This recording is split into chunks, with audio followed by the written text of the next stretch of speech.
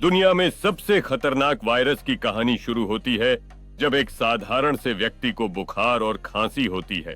जैसे जैसे लक्षण बढ़ते हैं, यह वायरस तेजी से फैलने लगता है और स्वास्थ्य अधिकारी पूरी दुनिया में अलार्म बजाते हैं।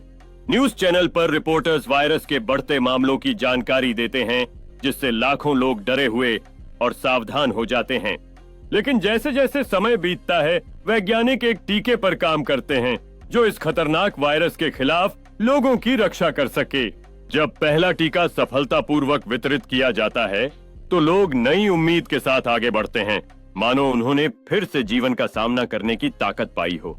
सुरक्षा और टीकाकरण के बाद लोग फिर से मिलने का आनंद लेते हैं, पहले की तरह जिंदगी में खुशियां लाने लगते हैं। स्वास्थ्य कर्मियों की कड़ी मेहनत की सराहना होती है और अब दुनिया धीरे धीरे एक नए सिरे से जीने के लिए तैयार होती है। समुदाय एकजुट होकर अपनी खुशियों का जश्न मनाता है और बच्चों की हंसी इस बात का प्रतीक बन जाती है कि जीवन फिर से सामान्य हो रहा है।